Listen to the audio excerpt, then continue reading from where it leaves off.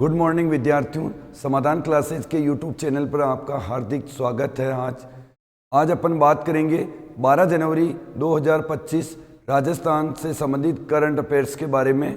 आशा करते हैं आपको क्लासेस समझ में आ रही होगी और आप स्वस्थ और मस्त होंगे। इसी के साथ शुरुआत करते हैं अपन। कल के लिए जो आपका प्रश्न था उसको देख लेते हैं अपन। कल मैंने आपको पूछा था विश्व हिंदी दिवस कब मनाया जाता है।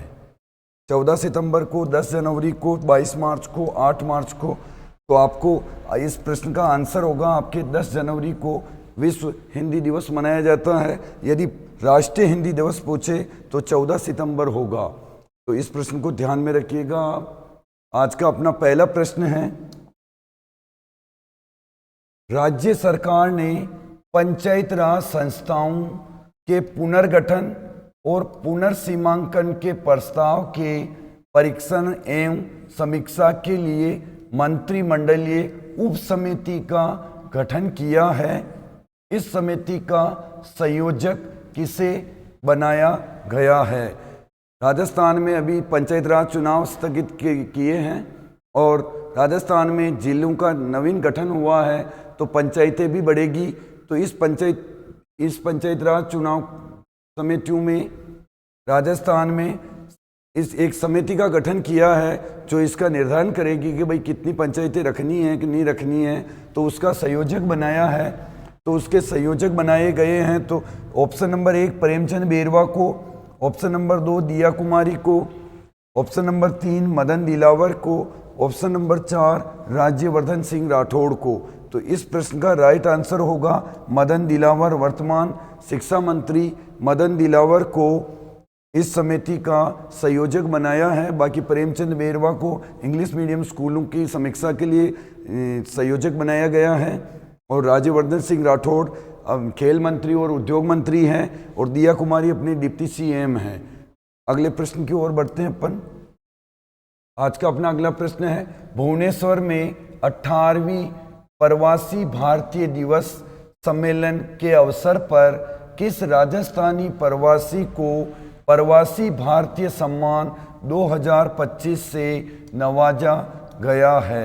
वर्तमान में उड़ीसा की राजधानी भुवनेश्वर में राष्ट्रीय प्रवासी सम्मेलन का आयोजन किया जा रहा है। उसमें राष्ट्रपति द्रौपदी मुर्मू द्वारा प्रवासी भारतीय सम्मान 2025 से किस राजस्थानी प्रवासी को नवाजा गया है। तो ए ऑप्शन है डॉक्टर रामनिवास को, बी ऑप्शन है डॉक्टर लक्ष्मीकांत मित्तल को, सी ऑप्शन है डॉक्टर जुनेद खान को, डी ऑप्शन है डॉक्टर सुब्रमण्यम को। तो इस प्रश्न का राइट आंसर होगा डॉक्टर रामनिवास को। डॉक्टर रामनिवास को इस सम्मान से नवाजा गया है। अगले प्रश्न की ओर बढ़ते हैं अपन। आज का अपना अगला प्रश्न है, 35वें राष्ट्रीय युवा संगीत समारोह में सुरसरी अवार्ड से किसे दिया गया है। ए ऑप्शन है सीमा मिश्रा को, बी रिया मेती को, सी नीलांद्री चार्ल्स को, डी तनुश्री मिश्रा को। तो इस राष्ट्रीय युवा संगीत समारोह में सुरसरी का अवार्ड है वो रिया मेती को दिया गया है। जयपुर की निवासी रिया मेती को सुरसरी अवार्ड दिया गया है। इसके बारे में अपन और भी जानते हैं। ये रही आपके सामने रिया। युवा संगीत समारोह में विजेताओं को पुरस्कार दिए गए हैं। इनमें जयपुर की रिया ने जीता सुरसरी अवार्ड तथा दिल्ली के नीलाद्री रहे बेस्ट मेल सिंगर। तो अपना आज का जो प्रश्न था उसका आंसर रिया था और इसको ध्यान में रखिएगा। 21 साल बाद जयपुर की प्रतिभा को सम्मान मिला है तो अपने लिए गर्व की बात है और ये एग्जाम के लिए भी महत्वपूर्ण है। अगले प्रश्न की ओर बढ़ते हैं। केंद्र सरकार की पीएम कुसुम योजना के घटक ए कंपोनेंट ए के अंतर्गत राजस्थान को कितना मेगावाट अतिरिक्त देने का आवंटन को मंजूरी दी है। कि पीएम कुसुम योजना के तहत राजस्थान को कितना अतिरिक्त मेगावाट उपलब्ध ऊर्जा स्थापित होगी। तो इसके लिए ए ऑप्शन है 5000 मेगावाट, बी ऑप्शन है 4000 मेगावाट, सी ऑप्शन है 3000 और डी ऑप्शन है 6000। तो ये बहुत ताज़ा खबर है, बहुत चर्चित रहने वाली है। 5000 मेगावाट अतिरिक्त आवंटन को मंजूरी मिली है। तो याद रखिएगा 5000 मेगावाट। ये रहा आपके सामने। आभार प्रकट कर रहे हैं भजन लाल जी शर्मा श्री नरेंद्र मोदी जी को। राजस्थान को पीएम कुसुम योजना के घटक ए में 5000 मेगावाट के अतिरिक्त आवंटन के लिए मंजूरी दी है और साथ में आभार प्रकट किया है पीएम साहब का और केंद्रीय नवीन व नवीनीकरण ऊर्जा मंत्री प्रहलाद जोशी का। तो याद रखिएगा। अगले प्रश्न की ओर बढ़ते हैं अपन। आज का अपना अगला प्रश्न है, ध्यान से समझिएगा, सुनिएगा। मुख्यमंत्री रोजगार उत्सव, मुख्यमंत्री रोजगार उत्सव का राज्य स्तरीय समारोह का आयोजन कब किया जाएगा? भजन लाल शर्मा के द्वारा राज्य स्तरीय समारोह का आयोजन किया जाएगा। उसकी डेट पूछी है हमें 11 जनवरी 2025 को, 12 जनवरी 2025 को, 10 जनवरी 2025 को, 9 जनवरी 2025 को। तो ये आयोजन किया जाएगा 12 जनवरी 2025 को। इस प्रश्न का राइट आंसर होगा 12 जनवरी 2025, बी ऑप्शन। अगले प्रश्न की ओर बढ़ते हैं। राजस्थान में लू तापघात को कौन सी आपदा घोषित किया है? आपको ध्यान में ही है, पहले कोरोना आया, उसके बाद अभी एक नया वायरस आ रहा है। तो इसी तरीके से कोरोना को राष्ट्रीय आपदा घोषित किया गया था, पूर्व विश्वसनीय आपदा घोषित किया। उसी प्रकार से राजस्थान में चलने वाली लू, इसको राज्य ने कौन सी आपदा घोषित किया है? तो राष्ट्रीय आपदा घोषित किया है, प्राकृतिक आपदा किया है, राज्य विशेष प्राकृतिक आपदा किया है या मानवीय आपदा? तो इस प्रश्न का राइट आंसर होगा सी, राज्य विशेष प्राकृतिक आपदा लू तापघात को घोषित किया है, राज्य विशेष प्राकृतिक आपदा। अगले प्रश्न की ओर बढ़ते हैं अपन। हाल ही में पंचभद्रा रिफाइनरी जो कि बालोतरा में है, हाई टेंशन मोटर के जरिए कंप्रेस्ड एयर नाइट्रोजन प्लांट का उद्घाटन किसके द्वारा किया गया? पंचभद्रा रिफाइनरी में एक कंप्रेस्ड एयर नाइट्रोजन प्लांट स्थापित किया जाएगा। इसका उद्घाटन हाल ही में निम्न में से किसके द्वारा किया गया है? ए ऑप्शन है राज्यवर्धन सिंह राठौर के द्वारा, बी ऑप्शन है हीरालाल नागर के द्वारा, सी ऑप्शन है भजनलाल शर्मा के द्वारा, डी ऑप्शन है मदनलाल दिलावर के द्वारा। तो इस प्रश्न का राइट आंसर होगा वर्तमान राजस्थान के सीएम भजनलाल शर्मा के द्वारा इस प्लांट का उद्घाटन किया है। अगले प्रश्न की ओर बढ़ते हैं अपन। आज का अपना अगला प्रश्न है, राजस्थान में मकर संक्रांति जो कि 14 जनवरी को मनाई जाएगी के अवसर पर पतंग की डोर से घायल परिंदों को बचाने के लिए कौन सा अभियान चलाया जाएगा? आपको याद है राजस्थान का जयपुर पतंगबाजी में बहुत फेमस है। राजस्थान में मकर संक्रांति पर बहुत पतंगबाजी होती है। इसमें बहुत सारे पशु पक्षियों को नुकसान पहुंचता है। उसको बचाने के लिए प्रदेश में एक नया अभियान चलाया जा रहा है। उस अभियान का नाम पूछा है ऑपरेशन डोर टू डोर अभियान, ऑपरेशन फ्री स्काई अभियान, ऑपरेशन बर्ड सेव अभियान, ऑपरेशन पक्षी बचाओ अभियान। तो इस अभियान को नाम दिया है ऑपरेशन फ्री स्काई अभियान। फ्री स्काई अभियान नाम दिया है, बी ऑप्शन राइट। अगले प्रश्न की ओर बढ़ते हैं अपन। नई दिल्ली में आयोजित 67वीं 67 शूटिंग चैंपियनशिप में रेनाउंड शूटर का खिताब किसने जीता है? ए ऑप्शन है नरेंद्र कुमार शर्मा ने, बी ऑप्शन है दीपक बंजारा ने, सी ऑप्शन है कचनार चौधरी ने, डी ऑप्शन है सुशील कुमार मीणा ने। तो इस प्रश्न का राइट आंसर होगा सुशील कुमार मीणा।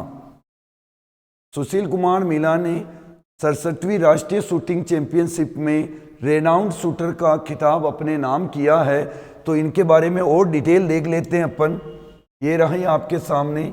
नई दिल्ली में आयोजित 67वीं राष्ट्रीय शूटिंग चैंपियनशिप में जयपुर के एक सरकारी स्कूल के शिक्षक सुशील कुमार मीणा ने अपने बेहतरीन प्रदर्शन से सभी का ध्यान अपनी ओर आकर्षित किया है। इस प्रतियोगिता में 85-125 का स्कोर कर पेरा है, ध्यान रखना, पेरा प्रतियोगिता में पेरा कैटेगरी में स्वर्ण पदक जीता है और इसी के साथ प्रतिष्ठित रेनाउंड शूटर का खिताब भी अपने नाम किया है। ये रेनाउंड शूटर क्या होता है? तो अंतर्राष्ट्रीय क्वालिफाई के लिए क्वालिफाई को कहा जाता है रेनाउंड शूटर। वो शूटर जो अंतर्राष्ट्रीय मैचों के लिए क्वालिफाई हो जाता है उसे रेनाउंड शूटर कहा जाता है। अगले प्रश्न की ओर बढ़ते हैं अपन।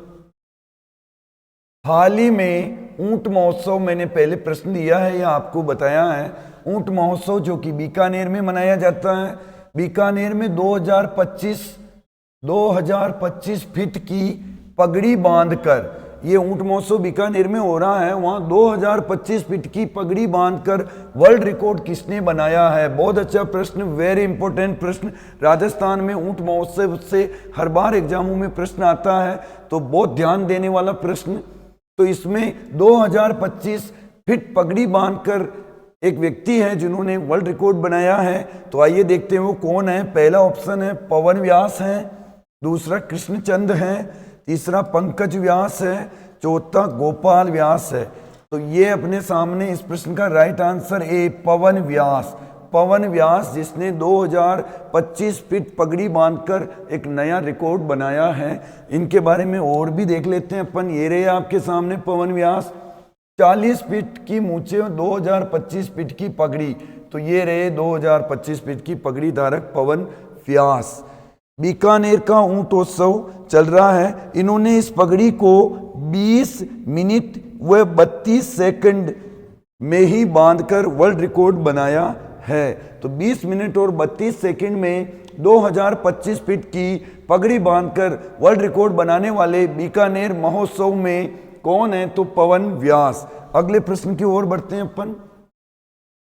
प्रदेश का पहला बालिका सैनिक स्कूल, प्रदेश का पहला बालिका सैनिक स्कूल कहां स्थापित किया जा रहा है? वेरी वेरी इंपॉर्टेंट प्रश्न, आने वाले एग्जामों के लिए बहुत महत्वपूर्ण प्रश्न।